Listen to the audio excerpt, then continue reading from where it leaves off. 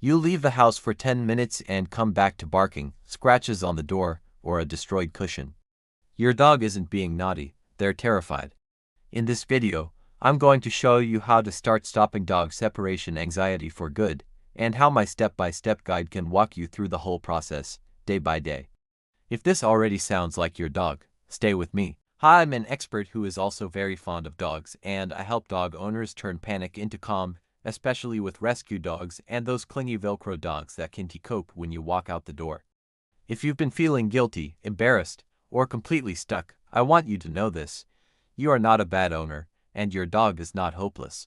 You just need a clear plan that actually fits real life. Separation anxiety isn't stubbornness. It's your dog's nervous system going into full-on panic because they believe when you leave, something bad happens.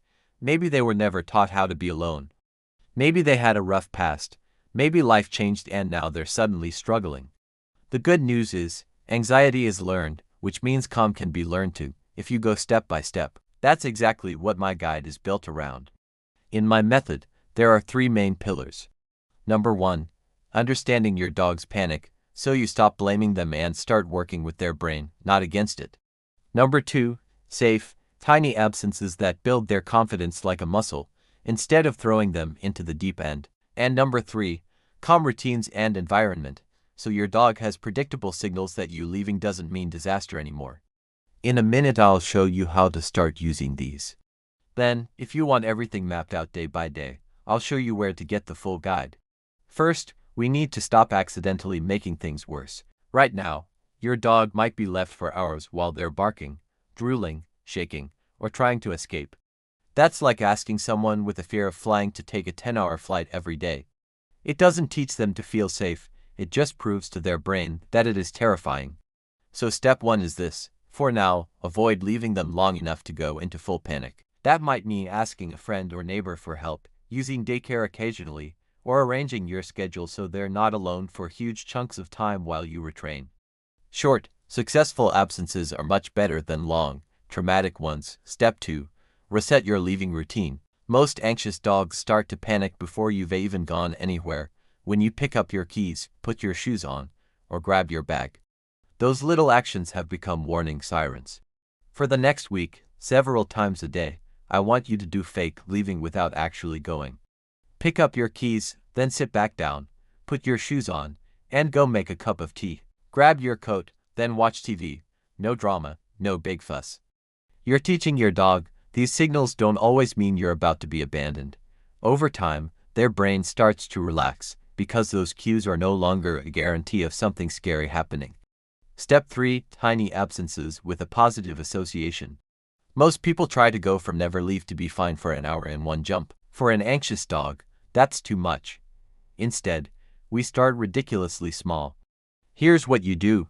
Prepare something your dog loves, a stuffed calm, a lick mat, a puzzle toy, something that takes a bit of licking and chewing. Step into another room or just outside the door, close it, count slowly to 5. Then come back before they panic. No fanfare, no big goodbye. Just calm in, calm out. That's it. When you're back, you quietly remove the special toy so they only get it during these tiny alone time moments. Alone time starts to mean, oh, this is when the good stuff happens, instead of this is when I freak out. Over days and weeks, you slowly increase from 5 seconds, to 10, to 20, to a minute, and beyond, always staying under the point where your dog tips into real distress. This is the kind of progression I lay out inside the guide, so you always know exactly what to do next.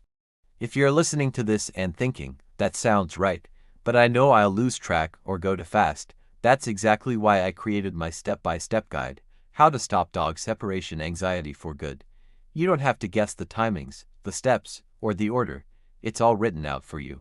Inside the guide, you'll find a clear day-by-day plan, so you know what to do each day and when to move to the next step. Micro-absence schedules with suggested timings, so you're not leaving your dog to panic or moving on too quickly. Checklists for your leaving routine, enrichment ideas, and common mistakes to avoid, so you can reduce your dog's anxiety and your own guilt at the same time. You can download it instantly. The link is right at the top of the description, and I've also added it in the pinned comment. If you're serious about helping your dog feel safe when you leave, Grab the guide now, pick one routine, and start tonight. Your dog doesn't understand your schedule, they just know how they feel. Changing that feeling starts with one small, consistent step. If this video has helped you already, please tap like. It tells me to make more separation anxiety content for you. Comment the word help plus your dog's age below, and I'll reply with one next step you can focus on first. And if you want more calm dog training videos, hit subscribe so you don't miss the next one. Remember, your dog isn't giving you a hard time. They're having a hard time with the right plan that can change. Download the guide below. Watch my video on 5 signs your dog has separation anxiety next, and let's build a calmer, more confident dog together.